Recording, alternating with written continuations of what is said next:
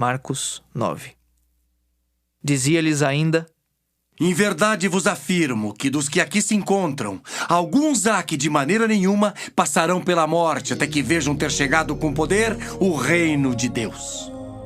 6 dias depois, tomou Jesus consigo a Pedro, Tiago e João e levou-os sós à parte a um alto monte.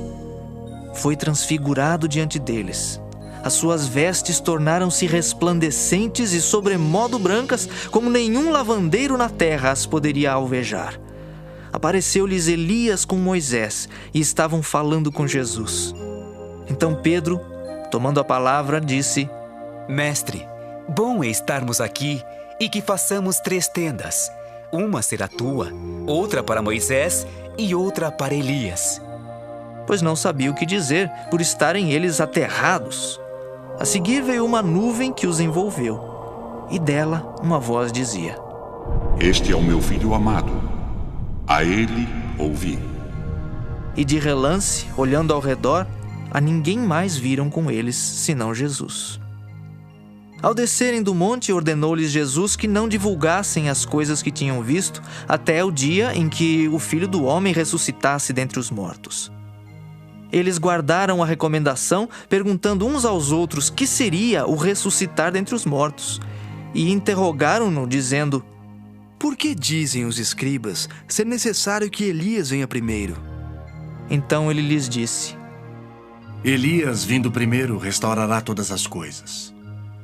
Como, pois, está escrito sobre o Filho do Homem, que sofrerá muito e será aviltado? Eu, porém, vos digo que Elias já veio, e fizeram com ele tudo o que quiseram, como a seu respeito está escrito. Quando eles se aproximaram dos discípulos, viram numerosa multidão ao redor e que os escribas discutiam com eles. E logo toda a multidão, ao ver Jesus, tomada de surpresa, correu para ele e o saudava. Então ele interpelou os escribas: Que é que discutis com eles? E um dentre a multidão respondeu: Mestre, trouxe-te o meu filho, possesso de um espírito mudo. E este, onde quer que o apanha, lança-o por terra, e ele espuma, rilha os dentes e vai definhando. Roguei a teus discípulos que o expelissem, e eles não puderam. Então Jesus lhes disse: Oh, geração incrédula, até quando estarei convosco? Até quando vos sofrerei? Trazei-mo. E trouxeram-lhe. Quando ele viu a Jesus, o espírito imediatamente o agitou com violência e, caindo ele por terra, revolvia-se espumando. Perguntou Jesus ao pai do menino: Há quanto tempo isto lhe sucede? Desde a infância, respondeu. E muitas vezes o tem lançado no fogo e na água para o matar. Mas se tu podes alguma coisa, tem compaixão de nós e ajuda-nos. Ao que lhe respondeu Jesus: Se podes, tudo é possível ao que crê. E imediatamente o pai do menino exclamou com lágrimas: Eu creio, ajuda-me na minha falta de fé. Vendo Jesus que a multidão concorria, repreendeu o espírito imundo, dizendo-lhe: Espírito mudo e surdo, eu te ordeno, sai deste jovem e nunca mais tornes a ele. E ele, clamando e agitando-o muito, saiu, deixando-o como se estivesse morto, a ponto de muitos dizerem: Morreu. Mas Jesus, tomando-o pela mão, o ergueu, e ele se levantou. Quando entrou em casa, os seus discípulos lhe perguntaram em particular: Por que não pudemos nós expulsá-lo? Respondeu-lhes: Esta casta não pode sair, senão por meio de oração e jejum.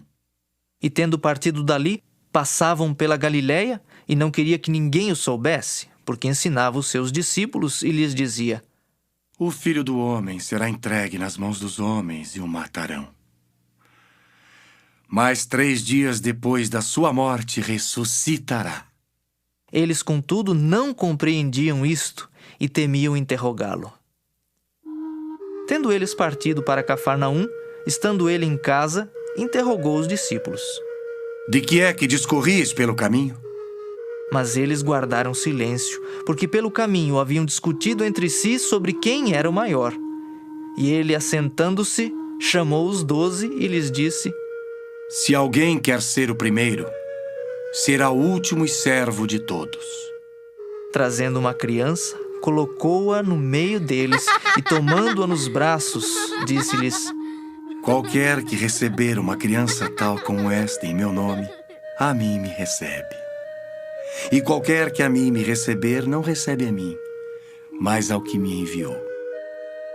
Disse-lhe João: Mestre, vimos um homem que em teu nome expelia demônios, o qual não nos segue, e nós lhe o proibimos, porque não seguia conosco. Mas Jesus respondeu: Não lhe o proibais, porque ninguém há que faça milagre em meu nome, e logo a seguir possa falar mal de mim. Pois quem não é contra nós, é por nós. Porquanto aquele que vos der de beber um copo de água em meu nome, porque sois de Cristo, em verdade vos digo que de modo algum perderá o seu galardão. E quem fizer tropeçar a um destes pequeninos crentes, melhor lhe fora que se lhe pendurasse ao pescoço uma grande pedra de moinho e fosse lançado no mar. E se tua mão te faz tropeçar, corta, pois é melhor entrares maneta na vida do que tendo as duas mãos ires para o inferno, para o fogo inextinguível, onde não lhes morre o verme nem o fogo se apaga. E se teu pé te faz tropeçar, corta-o. É melhor entrares na vida aleijado do que tendo os dois pés serem lançados no inferno, onde não lhes morre o verme nem o fogo se apaga. E se um dos teus olhos te faz tropeçar, arranca-o. É melhor entrares no reino de Deus com um só dos teus olhos, do que tendo os dois seres lançados no inferno, onde não lhes morre o verme nem o fogo se apaga. Porque cada um será salgado com fogo. Bom é o sal, mas se o sal vier a tornar-se insípido, como lhe restaurar o sabor? Tende sal em vós mesmos e paz uns com os outros.